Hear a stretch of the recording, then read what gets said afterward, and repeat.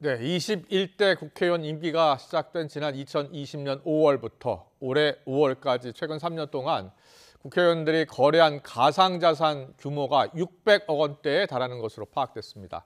이 가운데 90%가량은 김남국 의원의 거래 내역인 것으로 조사됐는데 의원 10명은 가상자산을 보유하거나 거래하고도 제대로 신고조차 하지 않은 것으로 드러났습니다.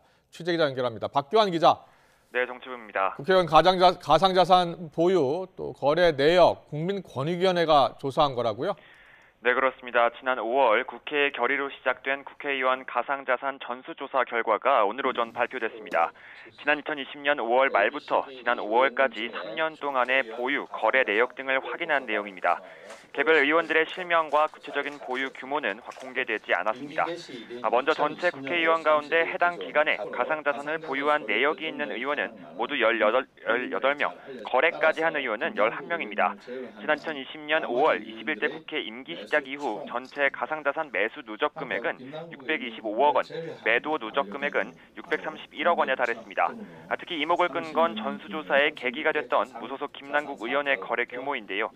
김 의원은 매수 누적 금액이 555억 원, 매도 누적 금액은 563억 원으로 전체 의원 거래 규모의 90%에 육박했습니다.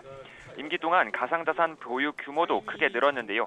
임기 개시일인 2020년 5월 30일 기준 국회의원 8명이 가진 가상자산은 1억 7천만 원 정도였는데 올해 5월 말 기준으로는 17명이 9억 2천만 원을 보유해 3년 만에 5배 넘게 급증했습니다. 김남국 의원의 경우 임기 초 1억 4천만 원어치 가상자산을 보유했는데 지난 5월에는 8억 4천만 원가량으로 보유 규모가 6배 커졌습니다. 다른 의원들의 경우 최대 8,300만 원의 이익을 본 경우도 있었지만 1억 5천만 원을 잃기도 했습니다. 네, 앞서 국회의원 전원은 이 국회 가상자산 보유 내역을 자진 신고했었는데요. 잘못 신고한 경우도 있었습니까? 네, 그렇습니다. 국회의원 전원은 지난 6월 가상자산 보유 거래 내역을 자진 신고했는데요. 권익위가 직접 조사한 내역과 결과는 또 달랐습니다. 보유 사실을 신고하지 않거나 변동 내역을 제대로 알리지 않은 경우는 10명이었는데요. 대부분 가상자산 계좌를 개설하고 받은 2만 원 이하의 소액이라 인지하지 못했거나 결제에 사용되는 페이코인을 가상자산으로 생각하지 못했다고 해명했습니다. 무엇보다 관련 상임이나 법안 발의 과정에서 이해충돌 여부가 관심이었는데요. 실제 기획재정위원회와 법제사법위원회 등 유관 상임위에 소속돼 관련 입법 사항을 심의하면서 가상자산 보유 거래 내역이 있는 의원은 3명이었습니다. 하지만 권익위는 관련 법에 따라 불특정 다수를 대상으로 하는 법률안을 심사하는 경우 이해관계 신고 규정에 예외에 해당한다고 판단했습니다.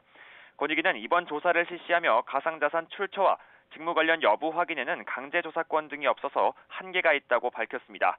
이에 따라 22대 국회가 시작되기 전 가상자산 등록 비율과 금액을 국회 규칙으로 정하고 비상장 가상자산에 대한 누락 방지 대책도 마련해야 한다는 제도 개선 의견을 국회에 전달했습니다. 지금까지 정치부에서 전해드렸습니다.